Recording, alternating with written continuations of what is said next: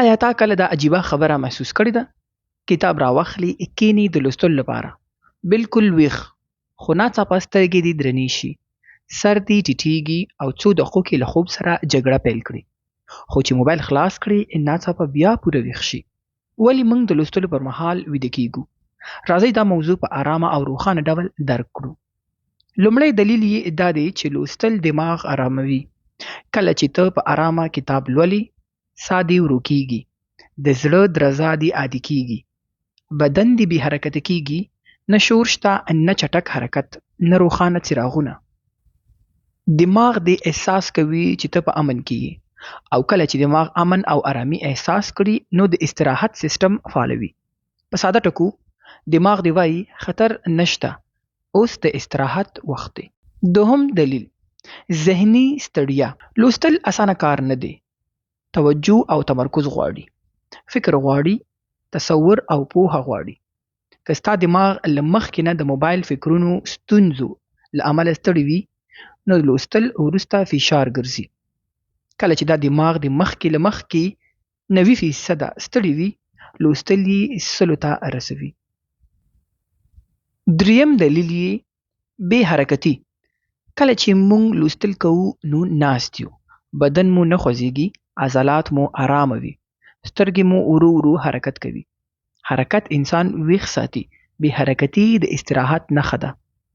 همدا وجه ده چې د تګ پر مهال یا د خبرو په وخت کې نه ویده کېږي، خو د آرامې ناستې پر مهال زر خوب درځي. څلورم دلیل، کم سټیمولیشن. لومړی به دا ووایو چې سټیمولیشن څه ته وایي.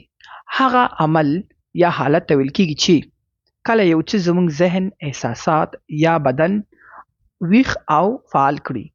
لنډ مثال یې د غوسې دی. کله چې څوک درته بدې خبرې وکړي او ته غوسه شي، زړه تیز شي، احساسات قوي شي، ذهن ډیر فعال شي، نو دا لوړ سټیمولیشن شو. نو موږ خبره کوله په څلورم دلیل، کم سټیمولیشن. موبایل، ټولنیزې رسنۍ او ویډیوګانې چټک بدلونونه لري، روښانه رنګونه لري، چټک سټیمولیشن ورکوي، یعنی های سټیمولیشن. خو لوستل ورو دي، صبر غواړي.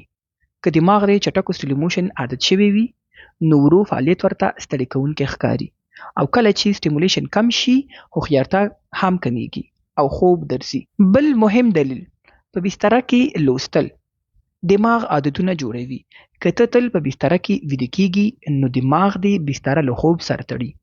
نو ځکه چې ته په بستره کې کینی او کتاب خلاص کړي، دماغ دې نه وایي موږ مطالعه کوو، بلکې وایي اوس د خوب وخت دی. او وروستی دلیل، کم خوب. ځینې وخت لوستل تا نه ستړی کوي، بلکې دا درښایي چې ته له مخکې ستړی یې. آرامې شیبې زموږ اصلي انرژي ښکاره کوي. کله چې هم موږ له مخکې نه ستړي یو، نو بیا هیڅ کار ته انرژي نه لرو چې مصرف یې کړو.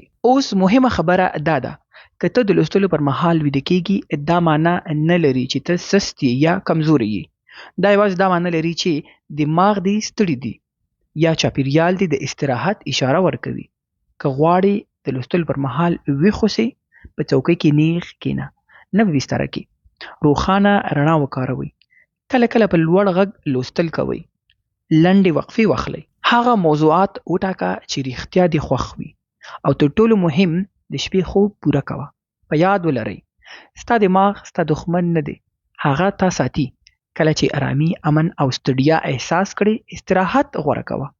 هدف دا نه دی چې له دماغ سره جګړه وکړو، هدف دا دی چې هغه درک کړو.